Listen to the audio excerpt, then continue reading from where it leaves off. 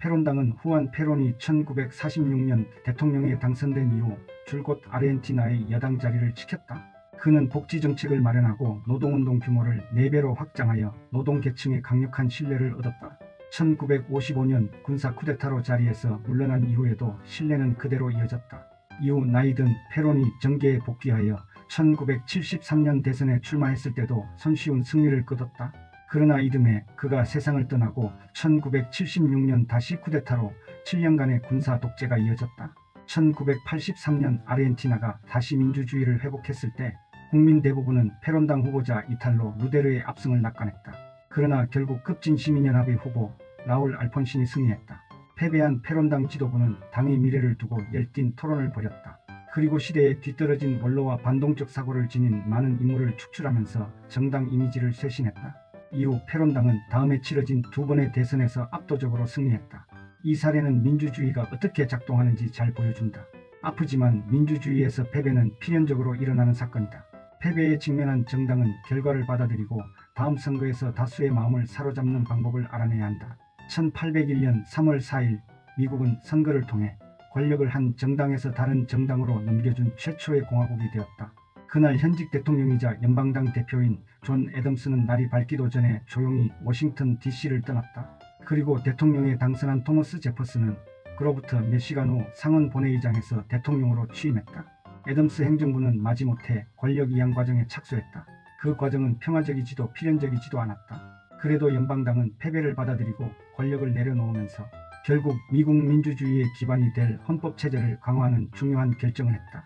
정당이 지는 법을 배울 때 비로소 민주주의는 뿌리를 내린다. 그리고 민주주의가 뿌리를 내릴 때 정권 교체는 일상적인 일이 되고 국민은 이를 당연하게 받아들인다. 2차 세계대전이 끝나고 독일이 다시 민주주의를 회복한 지 70년이 흐른 2021년 12월 오랫동안 총리직을 수행한 앙겔라 메르켈이 자리에서 물러났다. 새로운 총리인 올라프 숄츠가 의사당 건물에서 기독민주당의 아르민 라셰트를 만나 다정하게 인사를 나누었다. 어떻게 하면 권력을 이양하면서도 아무런 잡음이 없는 오늘날 독일의 단계에 도달할 수 있을까? 이를 위해서는 2가지 조건이 필요하다. 하나는 다시 승리할 기회가 앞으로 얼마든지 있다고 생각할 때다. 2번째는 권력 이양이 재앙으로 이어지지 않을 것이라는 믿음이다. 선거는 종종 많은 것이 걸린 전쟁처럼 보인다. 그러므로 너무 많은 것이 걸린 전쟁에서 모든 것을 잃어버릴 수 있다고 두려워할 때 정당은 어떻게든 권력을 넘기지 않으려 할 것이다. 다시 말해 패배에 대한 지나친 두려움은 정당을 민주주의에 등 돌리게 만든다.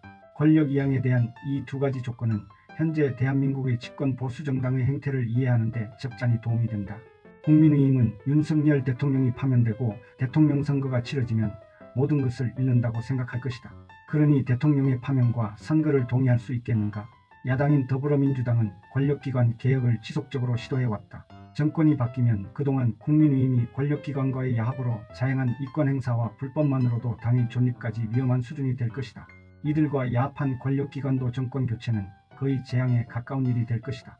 그러니 윤 대통령의 파면을 막기 위해 온갖 술수와 인맥과 야합을 총동원하는 일은 그들의 살기 위한 몸부림이다. 반면 목숨을 걸고 지키려는 국민의힘을 대하는 야당의 태도는 한편으로는 느긋해 보이는 측면도 있다. 내란 이후 초기에 내란동조 국무위원 일시탄핵으로 특별검사 임명 등을 해냈더라면 지금쯤 훨씬 유리한 국면을 맞이할 수 있었을 것이다. 헌법재판소의 대통령 파면 결정이 늦어지면서 국민의 정치 피로감이 극에 달한 지금의 상태는 야당 스스로 자초한 측면이 있어 보인다.